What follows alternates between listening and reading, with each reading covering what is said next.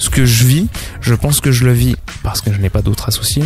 Je suis quasiment le seul à pouvoir comprendre. Mon épouse même qui est très proche, elle peut pas forcément comprendre parce qu'elle ne le vit pas et qu'à un moment donné, je ne vais pouvoir partager cette expérience, ce coup d'œil avec cette personne, avec une personne identique en fait, mais uniquement avec une personne identique qui est gérante d'une entreprise en fait. Tous ceux qui sont en dehors vont pas forcément comprendre. Alors je dis pas qu'on est des surhommes, encore une fois, qu'on sauve des vies et chaque métier a ses problématiques, mais cette solitude et cette non-reconnaissance, encore une fois, fait que l'entrepreneuriat est un vrai sujet à part entière en fait. Salut tout le monde, déjà un nouvel épisode de Podcast et compagnie, le podcast qui parle de l'entreprise au sens large, avec des entrepreneurs qui ont eu l'idée un jour de se lancer. Merci aussi pour tous vos messages concernant les précédents épisodes. N'hésitez pas à laisser une note pour donner de la visibilité à Podcast et compagnie. Et si vous le désirez, vous pouvez aussi faire un don via Tipeee à partir d'1 € seulement.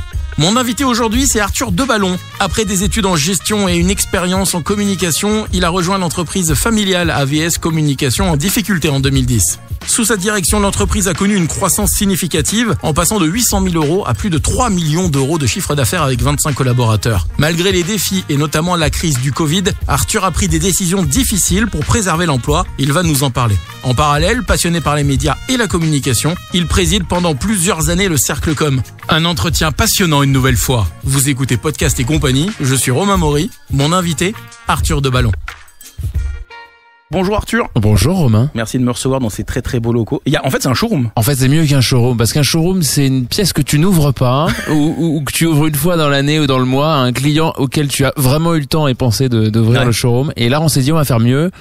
On va en fait, alors oui, faire un showroom de nos locaux ou faire de nos locaux un showroom, j'en sais rien. En tout cas, on va présenter nos produits dans un parcours de visite que vraiment on utilise. Et puis aussi que les collaborateurs utilisent. Là, on est dans un espace, l'espace qui est de la pause café, on va dire, et qui est effectivement un peu le reflet de notre métier avec différentes techniques, différents produits. Donc ouais, c'est mieux que le showroom, un peu comme ce qu'on a fait dans l'entrée avec la vitrine. J'ai vu avec toutes ces balles. On essaie de montrer en fait, on invite un artiste, on invite un client, on invite un créateur, un designer qui va nous montrer une création et on va la mettre en vie, ce qui est en fait notre métier. Tu connais le principe de Podcast et compagnie. Le but, c'est de nous expliquer comment t'en es venu d'une idée et aujourd'hui en arriver à ce que tu as réussi à faire, dont on voit une grande présentation et de nombreux échantillons. On entend derrière d'ailleurs que ça travaille. Ça qui est génial, c'est que t'es juste à côté de... Je suis au contact de la production. Alors mon bureau est un tout petit peu séparé de la prod, mais c'est en fait vraiment notre métier. Et c'est pour ça que c'est bien qu'on soit là dans ce podcast. Alors les gens ne le voient pas, mais on va leur raconter. On est au milieu de l'atelier. Il y aura des photos. Et il y aura des photos. C'est un peu comme ça que voilà, on travaille et c'est notre métier en fait. On est vraiment technicien. J'ai pas honte de le dire et j'en suis même très fier. Alors tu n'as pas créé AVS Communication? Non, j'ai repris la société de mon papa, une des sociétés de mon papa, dont il était créateur, ou en tout cas co-créateur même d'ailleurs, fondateur, mais dans lequel il n'a pas travaillé. Et peut-être que ça aide parce que c'est pas toujours facile de reprendre la place de celui qui parce qu'il y a toujours la comparaison. Ouais, la comparaison, et puis vis-à-vis des collaborateurs, et puis aussi je crois que c'est difficile pour la fondatrice, le fondateur de céder à son fils, à sa fille, de lâcher c'est un jeu de cordes en fait, il faut que la corde soit lâchée. Il faut que le repreneur tire la corde. Donc on n'a pas eu ce problème parce qu'il a un métier, une autre entreprise et ça a été effectivement plus simple. Parce que souvent en fait on sent au-dessus de son épaule la vision paternelle qui est là et qui dit non, j'aurais pas fait comme ça moi à ta place. Ouais, ça bien sûr, c'est aussi ça. Et j'ai repris quand même une entreprise familiale, donc je côtoie des repreneurs d'entreprises familiales et certains auxquels je pense qu'ont repris l'entreprise souvent du papa. C'est difficile. Il y a une forme de charge aussi potentiellement familiale. Il suffit que l'entreprise ait été créée par les grands-parents. Donc il y a un truc qui vous tombe sur le dos quand même. C'est une sacrée pression. Qui a pu me tomber dessus, mais même pas forcément. Ouais. T'as apprécié ce passage de témoin? Ouais, et puis qui a permis de conserver aussi des bonnes relations de famille en fait, parce que c'est aussi ça. Après, ça reste dans la famille. Ouais, mais quand l'entreprise devient presque un problème, parce que de toute façon l'entreprise est une belle aventure, l'entrepreneuriat, la gestion d'une entreprise, la reprise d'entreprise, mais c'est quand même des problématiques au quotidien. Ouais. Justement, t'as eu des défis dans ce passage de témoin à relever? Pas par outre la comparaison de témoins, mais les défis vraiment au quotidien. Non, sincèrement, pas pour faire une réponse normale, pas forcément au niveau de la passation. Et en plus, je n'ai fait que la passation en 2016. Je suis arrivé en 2010. Ouais. T'as eu le temps de voir. Donc j'ai eu le temps de voir. Et d'ailleurs, c'était pas forcément le projet au départ de reprendre l'entreprise. Et c'est au fur et à mesure de dire mais là, à un moment donné, il faut que les fruits qui commençaient à pouvoir être tirés de cette entreprise, de pouvoir se dire autant que effectivement ils me reviennent potentiellement potentiellement. Et là, depuis quelques années, on a mis en place l'intéressement qu'ils reviennent aussi aux collaborateurs. C'était aussi cette idée-là derrière. Je vais faire une parenthèse, parce que j'ai cru lire qu'à un moment donné, tu voulais faire de la radio. Ouais, alors j'ai voulu faire 15 métiers. Je connais un petit peu. Non, très vite, effectivement, dans mon parcours, j'ai voulu être journaliste même. Ouais, alors voilà, j'ai voulu être journaliste. Après une école de com à Paris, et même si je reviens en arrière, un DUT de gestion, puis une licence en com, j'ai voulu plus partir vers les médias. Mais qu'est-ce qui s'est passé, Arthur?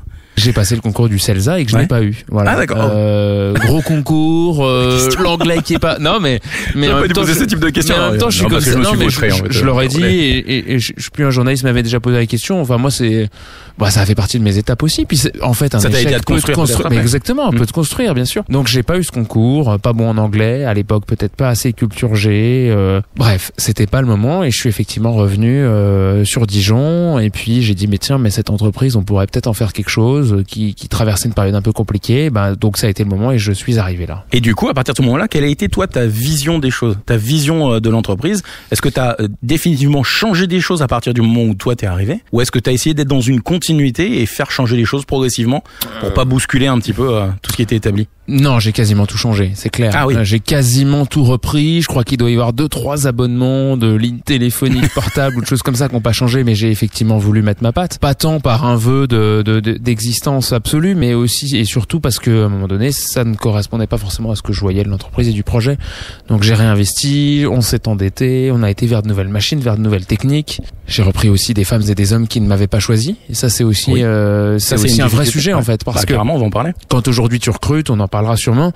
T'as quand même le choix d'un collaborateur qui va décider de partir avec une personne, avec un projet qu'on lui raconte et qui est sûrement pas celui qu'on a raconté en fait à ceux qui sont arrivés avant moi. Donc il y en a encore qui sont là et qui l'étaient à l'époque, mais effectivement, il y a eu aussi un renouveau des équipes, bien sûr.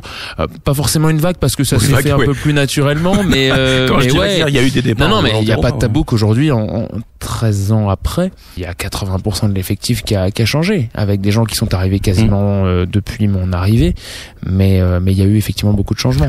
Du coup, dans ton recrutement, t'as recruté des gens que tu connaissais dans l'entourage ou t'as fait une vraie session de recrutement? Non, alors j'avais fait ce pari d'embaucher une personne qui était de ma famille, en tout cas de ma belle famille, du côté de mon épouse. Je suis pas sûr que ce soit le plus simple à gérer, de s'entourer de quelqu'un là aussi de sa famille. Je le disais tout à l'heure quand c'est le père, mais je pense que c'est pas aussi simple. Et puis à un moment donné, on s'est dit, mais en fait, pour qu'on continue à boire des bières, je pense qu'il faut qu'on arrête l'aventure ici et qu'aujourd'hui on boit des bières ensemble. Et c'est mieux comme ça.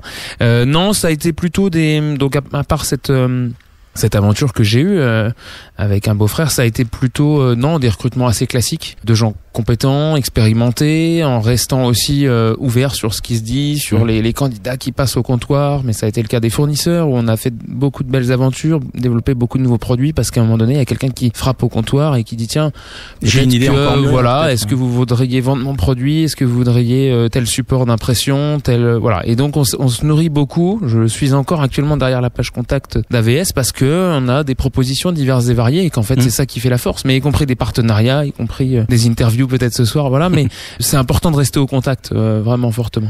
Ouais, d'être dans c'est l'image qu'on a dans la tour d'ivoire quand on est patron et de se dire c'est exactement non j'ai quelqu'un qui gère ça. Et donc voilà, donc l'aventure s'est faite plutôt naturellement avec un réinvestissement, avec des embauches, avec ces fameux locaux dans lesquels on est aujourd'hui, dans lesquels on est arrivé en 2018 déjà. C'était aussi peut-être la fin de l'histoire où là on a vraiment tourné en tout cas oui, ça fait une page une vraie page. On a tourné une page du livre, vraiment, je dirais même un chapitre où on a été développer très fortement les locaux, le fonctionnement, l'équipe, renforcement des équipes. On était en 2018, avant d'être un peu frappé par le Covid. Où on a une vraie histoire. C'est quoi ça? Là, ça nous a vraiment impacté. Évidemment. Ouais. Pour élargir un peu, comment tu présenterais AVS Communication pour quelqu'un qui connaîtrait pas? Alors, on est vraiment le bras armé de la communication. On est, je dirais simplement vulgairement, imprimeur grand format. On donne vie en fait au projet. Ça doit être notre baseline. Donner vie à vos créations. Voilà, vous avez une idée, on va la créer.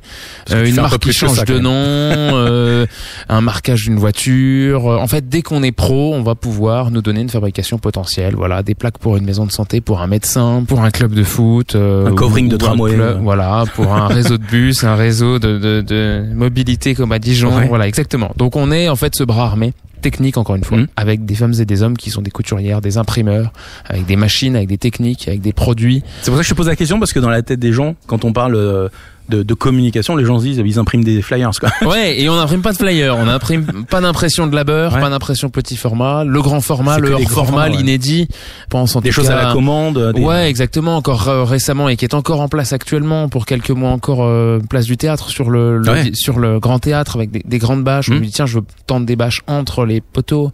Donc ça c'est toi. Voilà, c'est nous. On avait fait à l'époque des climats de Bourgogne une opération, on avait sorti nos machines, on avait imprimé des portraits qui étaient pris en photo en live, on imprimait et ils étaient venus les coller au sol avec une représentation finale de la côte viticole, côte de Beaune, côte de Nuit à Dijon. Bon, on avait fait ça à Dijon le samedi et à Beaune le dimanche.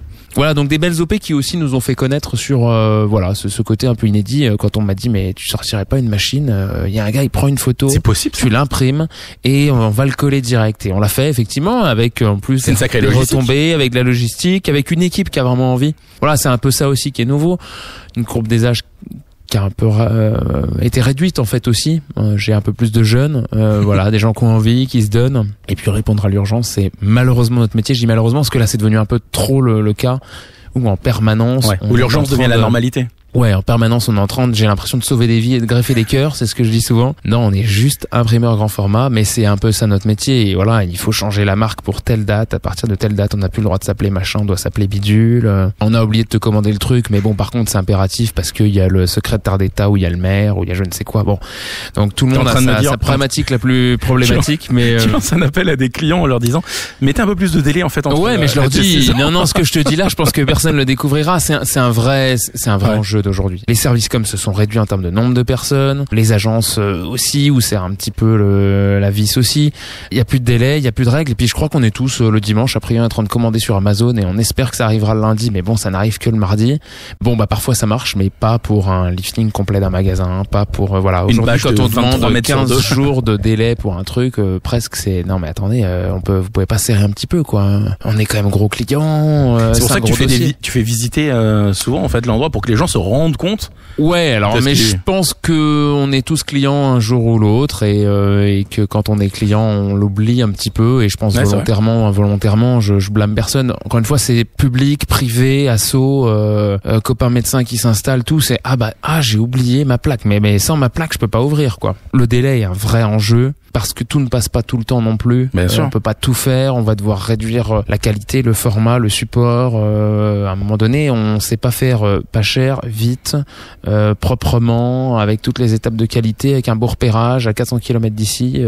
Au bout d'un moment, il y a un truc, ça colle pas. Il faut juste que les gens l'entendent. Ouais, l'entendent, mais il y a une problématique peut-être général, structurel, j'en sais rien. Je pense que c'est social pour le coup. Ouais, c'est ça aussi. Pour continuer, comment tu arriverais aujourd'hui à te différencier de tes concurrents, mais néanmoins amis?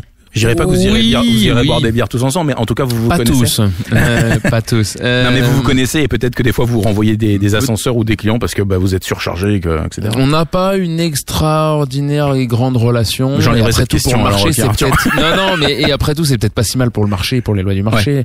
Aujourd'hui, on a des acteurs qui sont peut-être plus spécialisés dans certains produits, dans l'enseigne, dans l'impression textile à destination, je sais pas, du vêtement ou du sport. Des gens qui sont plus signalétiques. Alors là, je rentre un peu dans le détail de notre marché. Nous, on est plus ensembliers. Effectivement, on va faire un peu de tout. Je fais un peu d'enseigne, je fais un petit peu de signalétique, je fais un peu de bâche, je fais un peu de panneaux, je fais un peu de marquage de voitures. Je suis pas expert dans ce métier-là. En tout cas, je ne fais pas que ça. Et du coup, j'accompagne le client sur un peu une plus grande largeur de gamme, on va dire, en tout cas. Il peut venir te voir et tu peux lui proposer différentes choses. Voilà. Et on va avoir peut-être plus de produits à lui proposer en interne. On est un métier un peu particulier. Je peux potentiellement tout vendre. Ce qu'on appelait à l'époque les imprimeurs en chambre. Tiens, Romain, demain, tu décides d'être imprimeur grand format et tu vas appeler AVS pour ci, machin bidule pour tel projet. Et tu vas appeler 15 prestataires. Et après tout, si tu t'en sors bien et que tu donnes du flux à tout le monde, tu pourras peut-être réussir à avoir les mêmes prix prix qu'on va te faire nous, fabricants directs, parce que tu as une relation et tu apportes des affaires à des gens. Donc du coup, face à ça, en fait, les concurrents, ils peuvent vendre le produit.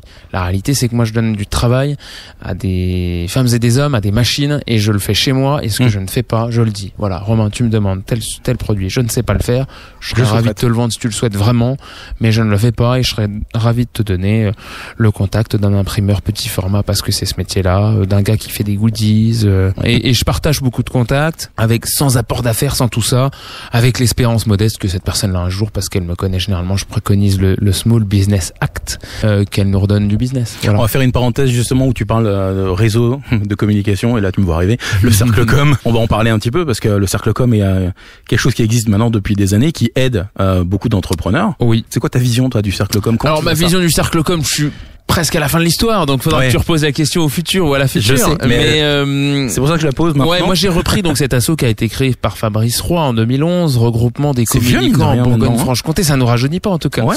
Cet asso qui, allez, est pas un syndicat, mais un regroupement de professionnels de ce métier-là. Donc dans notre métier, si je le fais très rapide, on a à peu près un tiers de représentation d'adhérents. Aujourd'hui, on est un peu plus de 200. On fait un gros réseau en France d'ailleurs. On va avoir des agences de communication, on va avoir des prestataires dont je fais partie, un photographe, un imprimeur grand format, petit format, et on va avoir l'annonceur, le service com, les communicants des entreprises, petites ou grandes, institutionnelles, privées ou publiques. Et donc on a tout ce panel d'adhérents qui viennent non pas faire que du business, même si bien sûr que quand je vois 12 fois dans l'année Romain et qu'il me parle de sa radio dont il fait la promo parce qu'il en est le commercial, bien sûr qu'à la fin, il va se créer des liens. Mais c'est pas le but premier. Par contre, il va se former, il va aller entendre parler de... On apprend plein de choses. De l'IA en ce moment, l'intelligence artificielle, de faire de la vidéo pour les réseaux sociaux, il fait un podcast, il va pouvoir aller se former sur effectivement comment communiquer sur les réseaux sociaux parce qu'on communique pas de la même manière.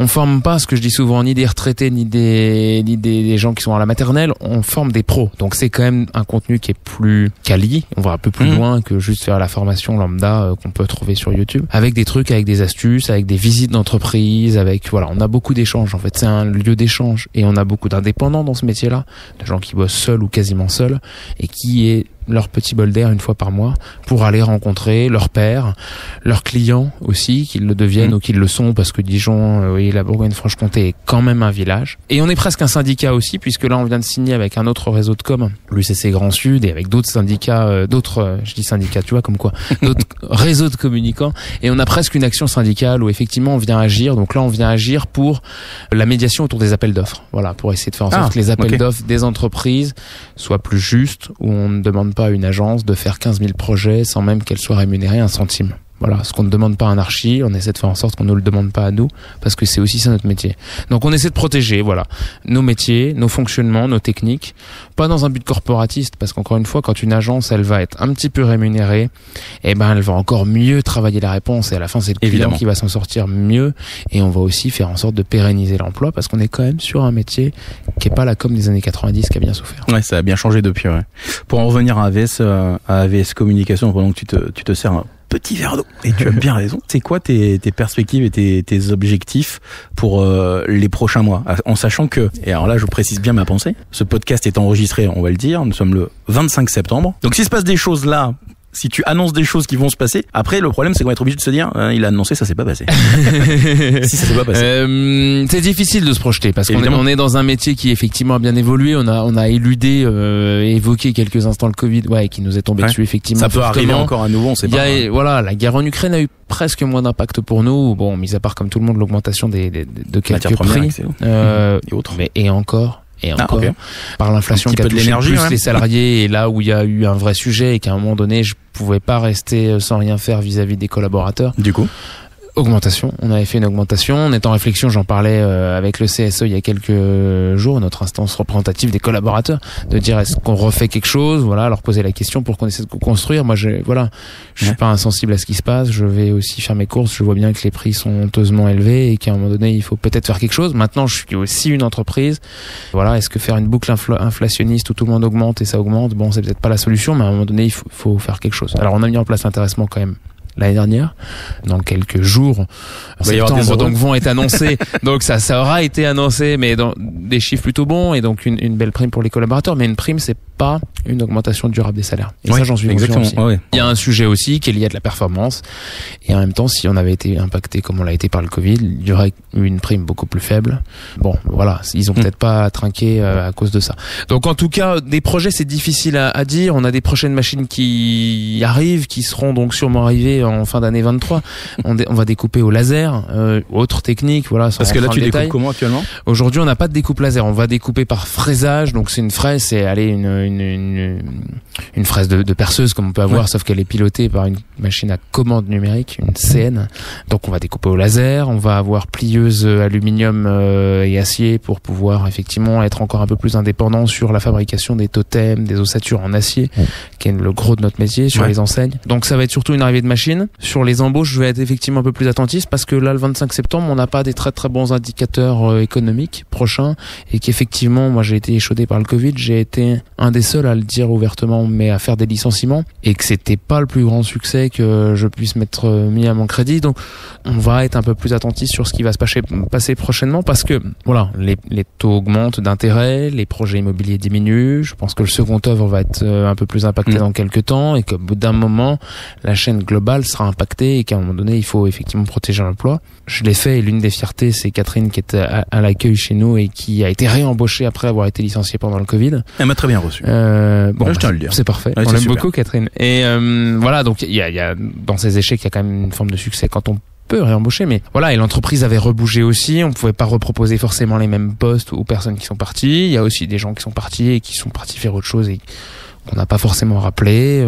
Après, ce que tu dis, c'est tout à ton honneur, c'est que toi, tu dis les choses. T'as licencié, oui, on a été obligé de licencier, on n'a pas, à un moment donné, quand il y a une crise comme il y a eu, tu peux pas non plus bien faire sûr, en sorte que tout aille bien. Quoi. Bien sûr, et puis parce que c'est à minima respecter les gens qui travaillent dans l'entreprise, qui ont été licenciés à ce moment-là. Aujourd'hui, on a un peu moins de 30 collaborateurs, c'est 30 personnes, c'est 60 pour ceux qui sont en couple, c'est des enfants, c'est, enfin, à un moment donné. Il y a des vies derrière. On peut pas cacher la vérité non plus à ces gens-là, et je pouvais pas être dans un article de journal, je sais plus lequel c'était, et dire tout va bien, madame la mariée, tout est fantastique. Non, à un moment donné, il faut être honnête vis-à-vis de ce qui se passe. Il faut dire ce qui se passe, bien et sûr. accompagner ceux qui sont restés a été aussi un sujet, et ceux qui sont restés au moment où les licenciements sont passés se sont dit, pas moi, mais peut-être. Enfin, comment tu le gères, toi? Il y a eu une vraie période. Ça a été vraiment en tant que chef d'entreprise, je précise, en tant que chef d'entreprise et en tant qu'homme aussi, parce que bien sûr. Moi, je me suis mis en mode commando quand j'ai vu que ça commençait à arriver. On a été l'un des premiers touchés de notre secteur, très modestement, hein, mais parce que le salon de l'agriculture a fermé ses portes une journée plus tôt, si on s'en souvient. La jauge avait déjà été réduite, donc on avait déjà des indicateurs. On a été assez vite, et ça, c'était 15 jours avant le confinement, et on a très vite compris que là, on allait être très fortement impacté parce que tous les événements allaient être réduits, forcément. Après, moi, je me suis mis en mode commando, quoi, et j'étais pas plus près que d'autres, et je l'ai dit aussi ouvertement, je crois que je l'ai mieux passé que certains managers. Il y a eu une vraie carence, y compris dans les gens qui sont autour de moi, de vraie carence du management à cette époque-là, et je pense, allez, non modestement peut-être, avoir mieux accompagné mon équipe quand même. On a fait des visios, on est resté en contact, je leur ai dit où on en était, je leur ai dit notre niveau de trésorerie, ce que je n'avais jamais fait. Ils savaient parfaitement où on allait. Ça t'a obligé un peu à être plus transparent du coup avec tes équipes pour Oui, alors temporairement, parce que je crois que l'argent, on a du mal à se projeter, et quand on gagne, 2000 € par mois, c'est difficile de se projeter sur l'argent, et c'est pas effectivement un sujet sur lequel que je révèle au quotidien. En réalité, je suis pas sûr que ça a un impact pour les collaborateurs pour bien travailler. Maintenant, à l'inverse, de leur dire, écoutez, on a un trésor de guerre, donc il y a pas de problème. Maintenant, il va falloir quand même regarder. Ça n'a pas empêché les licenciements. On savait pas où on allait. Le problème du chômage partiel, et des aides, c'est qu'on nous promettait, si on s'en souvient, ou on ne nous promettait pas une suite viable, on nous disait, on va sûrement l'arrêter. Et peut-être qu'à posteriori, il y a des licenciements que peut-être je n'aurais pas fait mais bon, hein, à la fin de l'histoire, c'est sûr que c'est plus facile de faire les comptes. Bon, sur le moment, t'es là, attends, il y a une personne, elle n'est pas revenue chez nous depuis 1 an. Quelle est la promesse pour cette personne? On s'est dit, c'est la meilleure solution, parce qu'on était revenu en équipe réduite, parce que, oui, on avait vraiment celui qui imprime, celui qui découpe. Moi, j'étais au front pour vendre des panneaux, vendre des protections plexi, vendre des protections. Mais oui, c'est vrai qu'il y avait tous ces trucs en plexi à donc faire. Donc on a rebossé un petit peu. Et donc on était en effectif méga light. Voilà, on sortait 15 factures, j'avais pas besoin de 2 personnes à la compta. Donc on a eu ces réflexions-là qu'on protéger l'emploi, mais je crois avoir communiqué. Tu te sens prêt maintenant si jamais il se passait à nouveau quelque chose Sincèrement, ça m'a pas inquiété plus que ça. Encore une fois, on était en mode commando, on a été très bien soutenu par l'État quand même, qu'on le veuille ou non, on a été très bien soutenu. Deuxième entité, on fait du stand. Si j'avais pas eu toutes ces aides-là, on aurait capoté. Et aujourd'hui, on explose les scores et l'emploi a été protégé. On nous a donné de l'argent. On a fait une année quasi blanche où on a fait un chiffre d'affaires qui était que lié quasiment aux aides. Mais à un moment donné, aujourd'hui, on réembauche. Donc, il y a eu des abus. C'est pas chez nous. Il y a eu des exemples qui sont moins bons. En tout cas, on a protégé l'emploi et aujourd'hui, je pense que l'État potentiellement s'y retrouve. Ouais, alors est-ce que je suis plus prêt? J'en sais rien parce que ça sera jamais la même crise, ça sera jamais le même sujet. J'ai eu la chance, parce que c'est quand même de la chance d'avoir renouvelé mon contrat de gaz avant tout ce bordel. Qu'est-ce que j'aurais fait si j'arrivais en fin de contrat au moment de la crise de l'Ukraine? Bon, rien. Donc en même temps, il y a quand même une part de gros coups de bol, quoi. C'est quoi les moments, toi, qui t'ont semblé les plus, tu viens de sortir peut-être le Covid, les moments les plus mémorables et où tu t'es senti grandi de tout ça? Oh, c'est pas forcément le Covid, parce que là, pour le coup, je te dis, c'était pas le plus grand succès. Alors, le moment le plus mémorable depuis que tu as repris AVS Communication? Sûrement les livraisons de gros dossiers auxquels personne ne pensait qu'on allait réussir à les livrer, dans les délais, dans la technique, dans les contraintes. Je pense quand même aux saisons. Qui t'a marqué vraiment. On a eu quand même des saisons du DFCO quand ils sont montés en Ligue 1 où on a vraiment des souvenirs dans l'équipe, y compris ceux qui sont encore là, mémorables. On était allé au bout de l'histoire de tout ce qu'on pouvait faire en termes de technique, à bosser jour et nuit, à poser sous la pluie au phare de camion. Enfin, on a eu. C'est quoi un exemple, par exemple, de trucs que t'as fait pour le DFCO à ce moment-là? Alors le DFCO, on bosse avec eux en quasi exclusivité depuis 2011, à quelques coups d'épée dans le contrat après, en quasi exclusivité. Donc on a quasiment tout fait. Donc effectivement, pour ceux qui connaissent le stade à Dijon, tout ce qui est visuel, tout ce qui est bâche, tout ce qui est visuel des partenaires, tout ce qui est dans ce qu'on appelle la zone mixte, la zone commune où les journalistes sont entre autres et où les joueurs passent, avec les visuels des photos, les salles de presse. Là, les phares du camion auquel je parlais en pleine nuit, c'était et sous la pluie, c'était pour leur ancienne tente réceptive VIP qui était dans la cour de l'entrée Gaston Gérard, où on avait fait tout un recouvrement de fresques sur la bâche. En plus, une matière un peu de merde qui bouge avec le vent. Je te dis, pas d'éclairage, froid, enfin tout quoi, le truc, horrible. Mais super souvenir du coup. C'est souvent eux qui nous ont fait le plus ronger notre frein aussi sur des validations de dernière minute, mais à un moment donné, il y a un tel enjeu que de toute façon tu dois poser. Donc le partenaire, il a signé pour tant de matchs, c'est la rentrée, c'est le retour, t'es en t'es en effectif réduit, t'as beau l'avoir prévu, tu dois poser. Donc non, c'est l'ensemble, parce qu'on a une histoire quand même avec eux qui est assez forte, et en même temps c'est aujourd'hui un beau showroom, tout ce qu'on a fait, on est fiers de le présenter, parce que montrer, parce que c'est multi-support là aussi, de l'enseigne, du visuel. Il y a plein de choses, il y a plein de supports. Donc quand on va au DFCO, on sait que c'est vous, quoi. Puis il y a eu des très belles années. Alors là, il y a un peu plus d'écran LED, mais il y a eu des très belles années avec des très grands frontons qui étaient en façade. C'est que la LED remplace de plus en plus parce que c'est moins cher, parce que tu peux remplacer. Alors moins cher, oui et non, parce que là, ils le voient quelques années après. Il y a d'autres techniques. Les LED sont un peu en panne. C'est pas si simple que ça. Non, mais ça reste quand même un concurrent. Mais on n'ira pas non plus sur ce marché-là parce que c'est un autre marché. Puis foncièrement, me lever pour acheter des trucs en Chine, au Japon, ou en tout cas à l'étranger, en dehors de l'Europe, moi c'est pas non plus ma passion. Alors, pas renier qu'il y a certaines de nos matières premières qui viennent, ok, sûrement. Je pense aux magnétiques qu'on met sur les voitures, les rouleaux de magnétique, des choses comme ça, c'est de l'import, mais c'est pas un produit fini. Voilà, ça reste une part de notre fabrication qui ensuite est transformée, qui ensuite est découpée. La valeur ajoutée, je demande pas le label Made in France, mais la valeur ajoutée, on la donne plus par la transformation que d'acheter des LED qui arrivent ou pas abîmés dans le délai qu'on veut à un fournisseur chinois et qu'on va aller visser au mur, quoi. Aujourd'hui, après tout ce que tu as vécu, parce que tu as fait plein de choses, mine de rien, quel conseil tu peux donner, toi, à des futurs entrepreneurs qui sont lancés ou qui vont se lancer ou qui sont juste au tout début de leur carrière d'entrepreneur? En fait, faut pas se décourager, et peut-être le premier sujet quand même, parce que t'as des hauts, des bas. Plus de hauts, plus de bas. Ça dépend. Tu vois, en période Covid, c'était plutôt des bas, mais et en même temps, il y a eu des hauts aussi. Tu vois, tu es devant ta télé, tu t'entends les aides et tout. Moi, je me souviens des trucs lunaires, quoi. C'est vrai que t'étais là, qu'est-ce qu'il va nous annoncer et quel impact ça va avoir pour nous. Et ça avait un impact réel derrière. Il renouvelait l'aide, je sais pas trop quoi, et demain on va pouvoir se reconnecter. Le chômage partiel continue, donc il y avait quand même des succès, si je puis dire. Donc le conseil que je donnerais, c'est aussi de ne pas se décourager face à en fait au travail que tu vas donner, souvent important en termes dirigeant, d'heures, mais aussi de sacrifices, parce qu'à la limite, peu importe l'heure, ça va être un samedi, ça va être un jour où tu avais prévu de marier ton pote, ça va être, tu vois, et c'est un vendredi, enfin tu vois, c'est même pas, tu devais aller à un enterrement, tu vas pas, mais tu as une déconnexion très forte entre ce que tu vas donner et ce que tu vas recevoir. financièrement, dans les commandes, peut-être ta relation avec tes équipes, avec tes fournisseurs, avec tes clients. Et en fait, c'est pas parce que tu vas te lever extrêmement tôt que tu vas avoir les remerciements de ton client, que ton collaborateur sera content parce que tu lui auras ouvert ou que tu lui auras dépanné je sais pas quel sujet, ou ton fournisseur. Ça cultive l'humilité, tu veux dire? Ouais, et du coup, c'est aussi cette même solitude, hein, c'est qu'à un moment personne va te dire bon bah merci quoi. Et ça peut manquer. Donc mais il faut pas s'arrêter à ça en fait, parce que tu peux bosser des heures et des heures, je vais pas te dire les gars, bossez, maintenant levez-vous tous à 5 heures et vous verrez ça va fonctionner. Non, parce qu'il y a une forme d'injustice du marché. C'est ça aussi qui est vexant, tu te dis mais attends, j'ai fait 400 bornes, je suis parti voir tel truc, tel machin, j'ai fait telle concession et ça a pas matché. Et ben soit quoi. Puis des fois t'as des succès dont tu n'es presque pour rien et qui t'ont quasiment rien coûté entre guillemets humainement en temps, en sacrifice, mais qui te rapporte beaucoup plus. Donc voilà, il y a cette déconnexion. Donc ça, c'est de manière générale, c'est de pas se décourager. Le deuxième sujet est beaucoup plus court, c'est de s'entourer et s'entourer d'experts, s'entourer d'un expert en droit du travail, s'entourer d'un expert fiscaliste. Alors tous ces gens-là, ils vont vous coûter potentiellement, mais avec si vous êtes à la CPME, au MEDEF ou dans un organisme, l'UIMM ou d'autres, pour les citer, ils vont vous aider, ils vont vous trouver un premier rendez-vous gratuit. En tout cas, c'est de vous accompagner, de vous faire accompagner.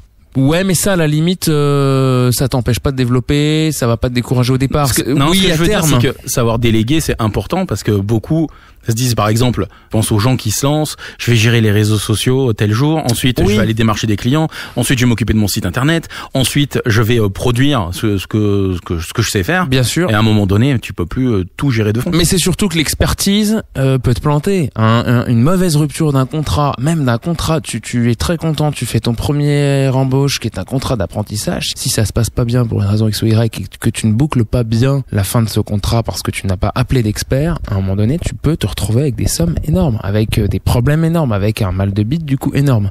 Donc à un moment donné, quand tu vas appeler un expert, il va t'aider. Et je pense que ça a plus d'impact même que sur ton modeste quotidien, dans la répartition des tâches, où bien sûr que c'est un sujet, bien sûr. Mais là, sonnant et trébuchant, au tribunal des prud'hommes, tu peux avoir 15 000 € à payer. Et là, c'est la fin de l'aventure. Te faire accompagner de pros, d'experts dans leur secteur. Et il y a encore une fois toujours des techniques, même si tu n'as pas encore une fois des millions d'euros à dépenser chez ces gens-là, il faut se faire accompagner, il faut échanger. Je crois beaucoup dans le réseau. Les réseaux que j'ai cités tout à l'heure peuvent en faire partie pour échanger. Il y a des gens qui sont des accompagnateurs dans tous ces réseaux-là, qui vont être là pour vous présenter des gens, pour vous permettre d'être moins seul en fait. Et c'est surtout ça, parce que ce que je vis, je pense que je le vis parce que je n'ai pas d'autres associés. Je suis quasiment le seul à pouvoir comprendre. Mon épouse même, qui est très proche, elle peut pas forcément comprendre parce qu'elle ne le vit pas, et qu'à un moment donné, je ne vais pouvoir partager cette expérience, ce coup d'œil avec cette personne, avec une personne identique en fait, mais uniquement avec une personne identique qui est gérante d'une entreprise en fait. Tous ceux qui sont en dehors vont pas forcément comprendre. Alors je dis pas qu'on est des surhommes, hein, encore une fois, qu'on sauve des vies et chaque métier a ses problématiques, mais cette solitude et cette non-reconnaissance, encore une fois, fait que l'entrepreneuriat est un vrai sujet à part entière, en fait. Peut-être le prendre pour l'extrait de ce podcast, de Podcast et compagnie. Mais non, mais l'échange, en plus, c'est comment dirais-je, c'est sous-dimensionné. Le gérant, le fondateur, l'innovateur, le mec qui a la start-up, il va pas forcément y penser, mais c'est un vrai sujet, ouais. Puis en plus, ce qui est très drôle, c'est que tu vas pouvoir échanger tu as un projet, tu as une idée, tu veux embaucher, et tu vas écouter 10 avis, ils vont être tous différents, et tu vas prendre exactement l'autre chemin. Parce qu'après tout, c'est en fait ton chemin et c'est celui que tu voulais, mais c'était très intéressant que tu aies ce retour de tout le monde et que tu saches pourquoi et quels étaient les freins. Mais ah ouais, mais pourquoi tu penses qu'il faut pas que j'embauche? Mais pourquoi tu penses qu'il faut que j'embauche alors que tu ne veux pas embaucher? Pourquoi prendre des locaux? Tu sais, parce que le cap, il est un peu là aujourd'hui. Aujourd'hui, on télétravaille, on est chez soi. Mais tiens, mais pourquoi je prendrais des locaux? Pourquoi j'irais prendre une vitrine? Pourquoi j'achèterais une voiture? Et puis, comment je la finance? Comment je gère? Tu vas écouter 15 avis et tu prendras l'autre. Tu vois, celui que personne ne t'aura dit, mais après tout, t'auras entendu. Voilà, il y a aussi ça. C'est pas forcément de suivre les avis, hein. Non, parce que les gens sûr d'avoir suivi tous les avis. Les gens aiment bien donner leur avis. Bien sûr, mais puis encore une fois, ils n'ont pas toutes les données. Parce que là, c'est qu'ils adorent en plus que tu suives leur avis. Bah, ouais, et je te dis, je suis pas sûr d'avoir suivi tous les avis. Mais par contre, quand au bout d'un moment, t'entends 10 fois qu'il faut pas que tu y ailles. Ouais, bon, c'est que ça sent pas bon. Peut-être, ouais. T'as une anecdote intéressante, enfin un truc, non, mieux que ça, un truc amusant que tu pourrais raconter aux auditeurs de Podcast et compagnie. Un truc qui t'a vraiment marqué, où t'as vraiment rigolé, tu t'es dit, ouais, quand même, c'était assez cocasse. J'adore ce mot, hein, cocasse. On l'avait pas préparé, ça. Ouais, non, mais si, on peut pas tout préparer. On est presque au bout, hein, rassure-toi. Ah, si, peut-être, allez.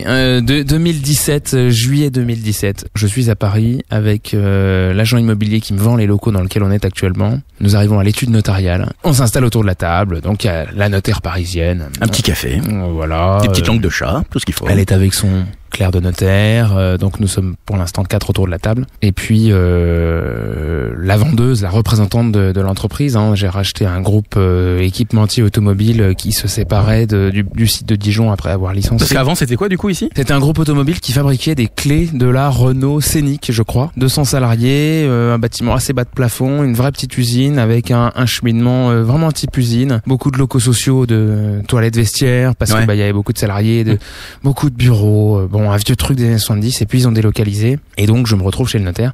Et tout le monde attend. Et puis la notaire dit on va peut-être attendre l'acheteur en fait. Elle pensait que j'étais le stagiaire. Et donc ça c'était très très drôle parce qu'effectivement j'avais 2017, j'avais je sais plus 27, 28 ans, 27 ans.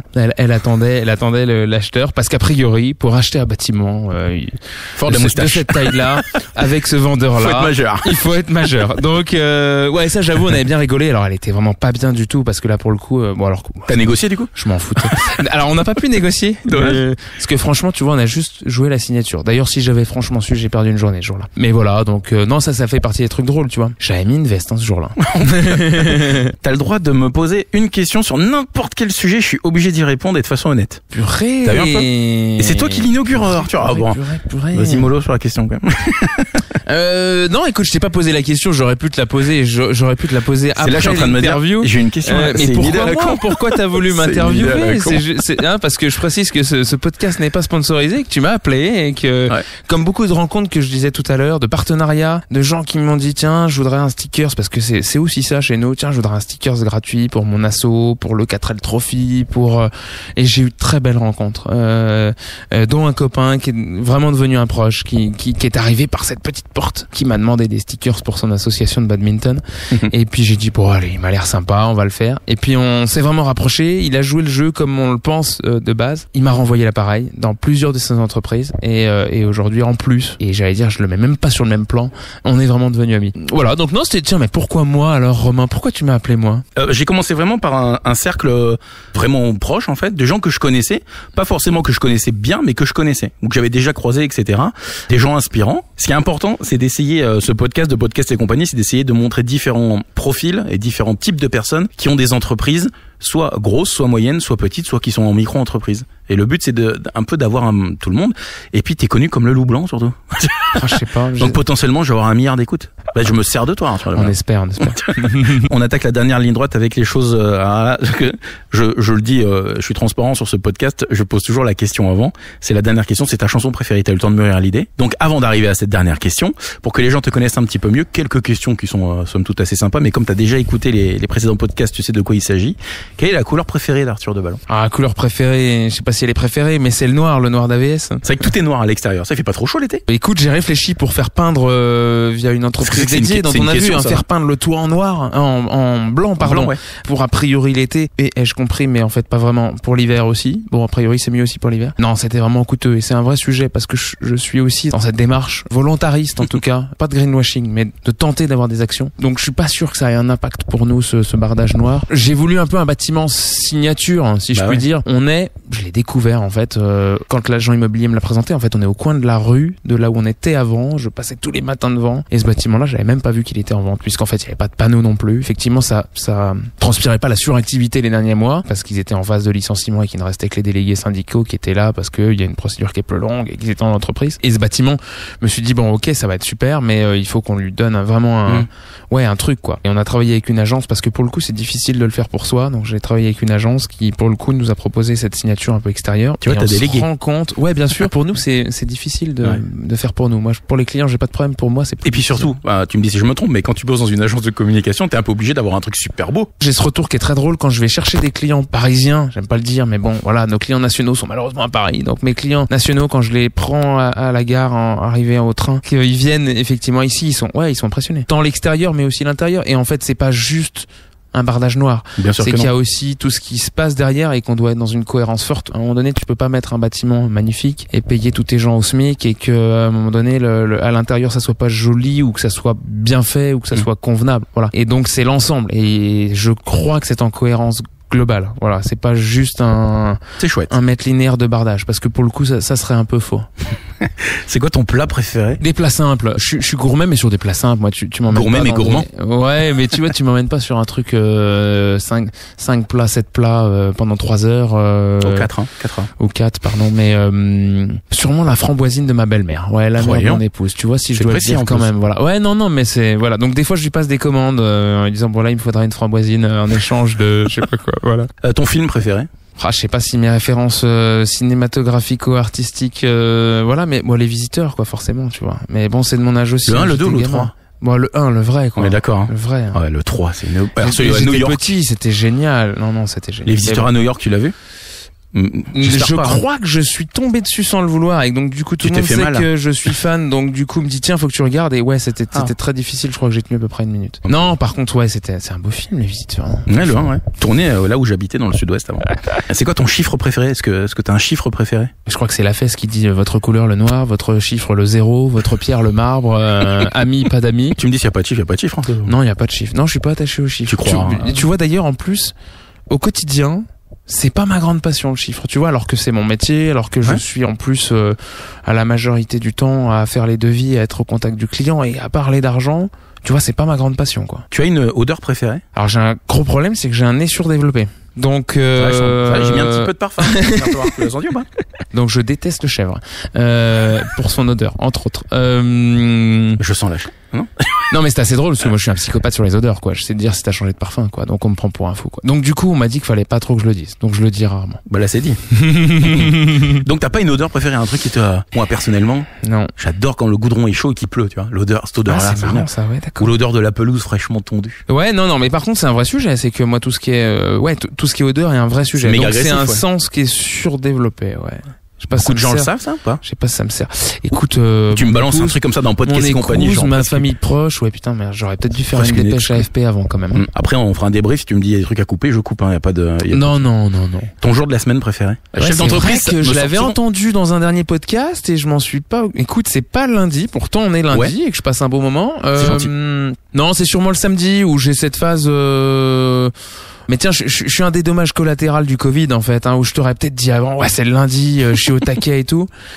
Tu vois la semaine qui démarre. Ouais voilà, non là je suis passé au samedi, qui est le lendemain d'une belle semaine, où t'es quand même content d'avoir ta semaine derrière les pattes, t'es content que demain il se passe autre chose, à savoir que tu vas être normalement plus cool. Normalement ouais.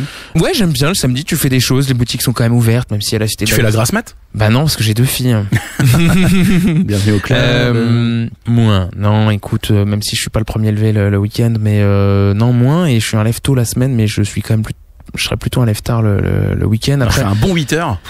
Ouais bah c'est ça ouais bah c'est exactement ça ouais. Ouais quand t'as des donc ouais non le samedi voilà c'est ouvert, il y a encore de la vie et puis t'as cette encore une fois perspective que de toute façon bonne ou mauvaise journée t'as encore demain. Voilà, t'as encore demain pour être cool. Et c'est vrai que non, vraiment, je reviens là-dessus, c'est un changement par rapport à l'avant Covid. Et moi, j'ai beaucoup de respect pour tous ceux qui ont changé de vie, changé de job, y compris en interne, qui ont voulu faire autre chose, qui sont partis, qui sont de proches, d'amis, de famille, parce qu'à un moment donné, ouais, le Covid, t'as quand même, alors moi, pas sur le côté écolo, parce que je vois pas en quoi je suis devenu plus écolo depuis le Covid. Mais par contre, sur le côté, ouais, relation travail, famille et cette hiérarchisation ou cette organisation en fait entre les deux. Tu t'es recentré un peu plus? Ouais, un petit peu, mais et Cercle.com en est l'exemple, même si bon là j'arrivais au bout de l'histoire et que j'allais pas faire 15 000 mandats, même si j'en ai quand même certains qui me disent oh mince c'est tout. Allez encore un peu. Mais c'est quand même ça aussi, on me dit mais tu vas faire quoi après? Bah écoute sincèrement pour l'instant je sais pas et effectivement j'ai beaucoup donné, je vais continuer à donner, tu vois, je veux pas que les concurrents pensent que je vais m'arrêter. Mais non c'est quand même d'être ouais un peu plus cool et puis dire à un moment bah je crois qu'on a qu'une vie.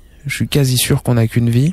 Quasi, parce que je suis quand même chrétien. A priori, jusqu'à 70-75 ans en bonne santé, si tout va bien et je me le souhaite. Et après, c'est quand même plus compliqué. Je travaille beaucoup avec les EHPAD et je vois beaucoup ce qui se passe dans la fin de vie et tout ça, et dans les hôpitaux. Et ouais, faut qu'on en profite. Non, franchement, sincèrement. Et qu'effectivement, des chiffres sur un compte, ça me passionne pas.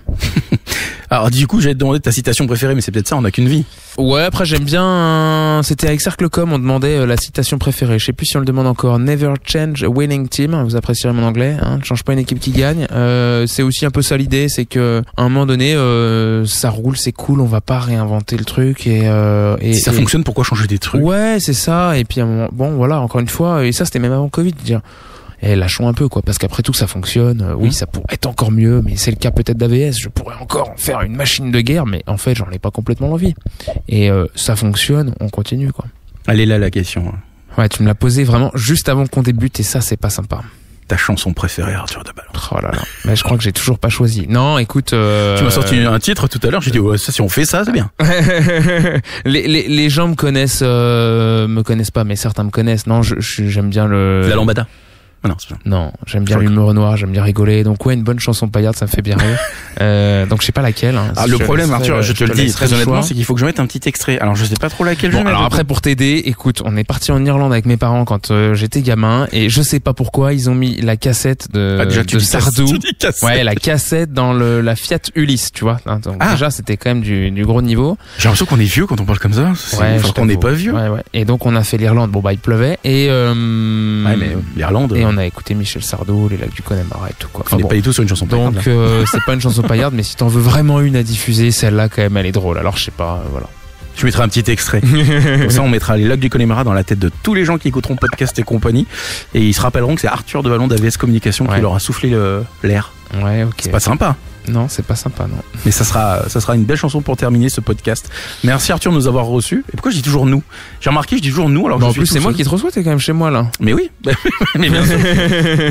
Il avait des petits chaussons à l'entrée, j'ai mis des petites pantoufles avant d'entrer pour pas salir le beau parquet. Oh, c'est pas vrai. Non, c'est pas vrai. Merci Romain, merci à toi. Podcast et compagnie qui sera dispo cet épisode et tous les autres sur toutes les plateformes de podcast. Et merci pour ce que tu fais parce que ça manque pour les entrepreneurs aussi d'avoir une vision. J'ai plaisir à les écouter. Je te dis pas ça juste parce que tu m'as interviewé, mais ça manquait un format long. Je te le disais juste avant qu'on débute. Bah, l'idée c'est de faire un truc un peu plus sur l'ambiance. Et sur tes premiers intervenants que je connais, et ben j'ai appris plein de trucs, vraiment. Ah bah là on va découvrir des choses sur toi, notamment que tu as un super nez. Merci Arthur. Merci à toi.